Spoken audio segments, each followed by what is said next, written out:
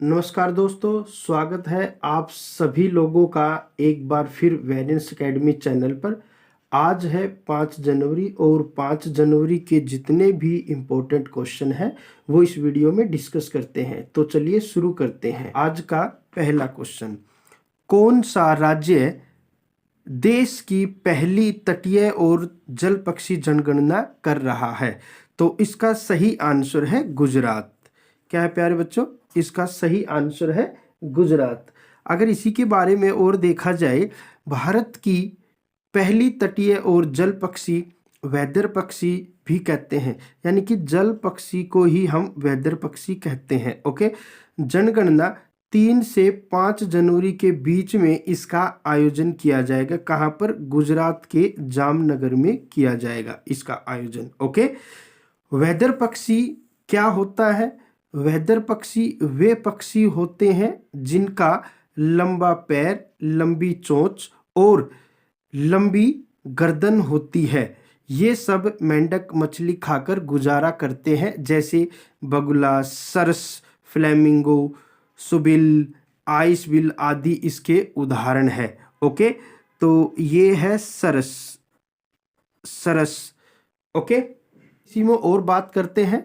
भारत की पहली जनगणना 1872 में की गई थी। ओके, इसे प्रथम समकालिक जनगणना भी कहा जाता है। अगला क्वेश्चन है, 2023 के अनुसार वस्त्र और परिधान के निर्यात में भारत का विश्व में कौन सा स्थान है? तो इसमें बताना है कि कौन सी पोजीशन पर है भारत। तो भारत 6ठे नंबर पर है वस्त्र निर्यात के मामले में। तो पहले स्थान पर कौन है?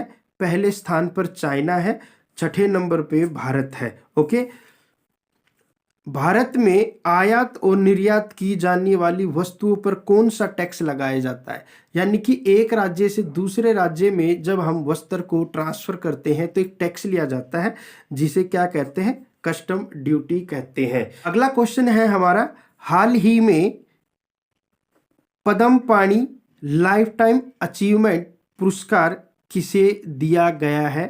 तो इसका सही आंसर है साईं प्राजे को दिया गया है। साईं प्राजे भारतीय सिनेमा की दिग्गज लेखिका और निर्देशक है। ओके, इस पुरस्कार में 2 लाख रुपए दिए जाते हैं।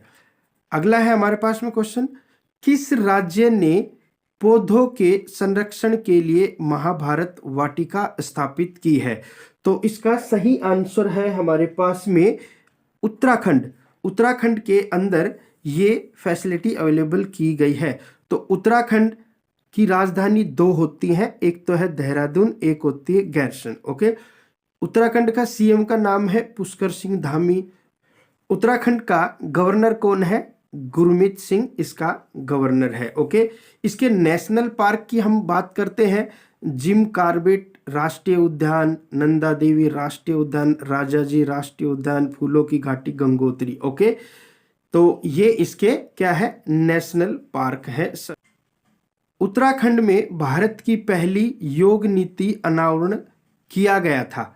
ओके, तो ये उत्तराखंड के ही क्वेश्चन है।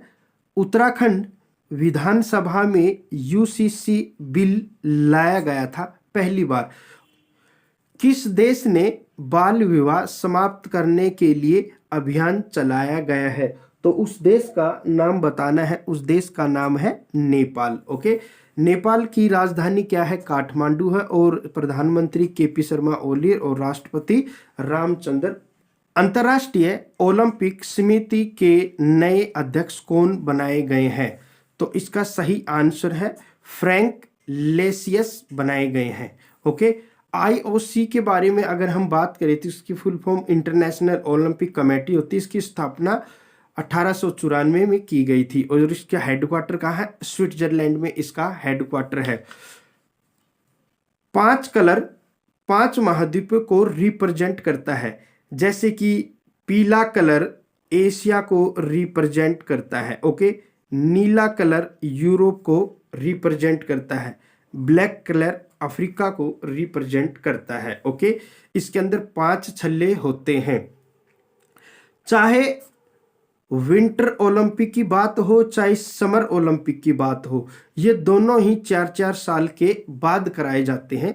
कौन सा देश यूरोपीय संघ यानी कि यूरोपियन यूनियन के शेंगन क्षेत्र के अंतर्गत आता है, यानी कि अभी फिलहाल 2 देश इसमें शामिल किए गए हैं, तो उनका नाम है रोमानिया और बुल्गारिया। इसका सही आंसर ए और बी हो जाएगा।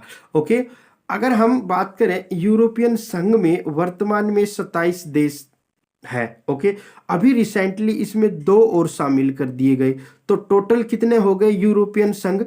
टोटल हो गए 29। ओके, अगर हम बात करें टोटल यूरोपियन यूनियन संघ वर्तमान में अब कितने हो गए, 2 को और जोड़ने के बाद 29। ओके, एक मैं वैसे ही क्वेश्चन बता रहा हूं कि आप हमें बताइए एशिया में कुल कितने देश हैं? 47। यूरोप में कुल कितने देश हैं? 43। तो यहां यूरोप में कुल कितने देश हैं? 43। यूरोप एक महाद्वीप है, उसमें 43 कंट्री हैं, लेकिन हम यहां बात कर रहे हैं यूरोपियन यूनियन। यूरोपियन यूनियन एक ग्रुप है। ओके, यानी कि इसमें सारे यूरोप के ही देश हैं। ओके, तो कुछ कंट्रियों ने मिलकर एक ग्रुप बनाया जिसका नाम है यूरोपियन यूनियन। तो जिसमें से हम ये कह सकते हैं 25 तो जो सदस्य है ईयू के हैं, यानी कि यूरोपियन यूनियन के हैं, और जो 4 मेंबर जो अभी बनाए गए 4 कंट्री जो है ये यूरोप कंट्री के हैं। ओके, आपको इसको याद रखना है। अगर हम शेंगन क्षेत्र के बारे में बात करें तो शेंगन क्षेत्र जो है इसकी स्थापना 1985 में की गई थी। ओके, जब स्थापना की गई थी शुरुआत में, तो इसके 5 मेंबर इसके थे, यानी कि 5 देश इसमें शामिल थे। तो उनके नाम क्या है? जर्मनी, फ्रांस, बेल्जियम, नीदरलैंड और लग्जमबर्ग। ये 5 देश थे जब ये शेंगन क्षेत्र की बात की जा रही थी। ओके, शेंगन क्षेत्र का क्षेत्रफल कुल कितना है? तो 45,096 वर्ग किलोमीटर इसका क्षेत्र है। अब आपको बताते हैं शेंगन क्षेत्र क्या है। ओके, यानी कि हम इंग्लिश में क्या कहते हैं? इसको शेंगन क्षेत्र कहते हैं। What is Schengen area? तो ये क्या होता है? यूरोप के कुछ ऐसे देश जो एक देश से दूसरे देश में आसानी से आ जा सकते हैं, वो भी बिना पासपोर्ट या वीजा के, उसे क्या कहते हैं? शेंगन क्षेत्र कहते हैं। अगला हमारे पास में मृदा प्रदूषण से निपटने के लिए और कृषि को बढ़ावा देने के लिए किस संस्थान ने बैक्टीरिया विकसित किया है? तो उसका आपको नाम बताना है। तो उसका आंसर है आईआईटी बॉम्बे। ये बैक्टीरिया हानिकारक पदार्थों को तोड़ने में मदद करते हैं जिससे पौधों में वृद्धि होती है। ओके, अगला क्वेश्चन है फरवरी 2025 में पहले वेव्स शिखर सम्मेलन की मेजबानी कौन सा देश करेगा? तो इसका सही आंसर है हमारा प्यारा भारत करेगा। ओके, अगर हम इसकी वेव्स की हम फुल फॉर्म की बात करें तो इसकी फुल फॉर्म होती है world audio visual entertainment summit होती है। ओके, जो कि आपके सामने यहाँ पर भी दिखाई दे रही है। ओके, भारत फरवरी 2025 में world audio visual entertainment summit की मेजबानी करेगा। कौन करेगा? हमारा प्यारा भारत करेगा। ओके, प्रधानमंत्री मोदी ने अपने मन की बात कार्यक्रम के दौरान यह आयोजन करने की घोषणा की थी। ओके, अगला क्वेश्चन है हमारे पास में डेलाइट इंडिया की रिपोर्ट के अनुसार भारतीय अर्थव्यवस्था वित्तीय वर्ष 2025 में 6.5% से बढ़ाकर कितने प्रतिशत हमारे देश की जीडीपी को बताया गया है? तो इसका सही आंसर है 6.8 बताया गया है। तो बस आज के लिए इतना ही। कल फिर मिलते हैं नेक्स्ट वीडियो में। तब तक के लिए जय हिंद, जय भारत।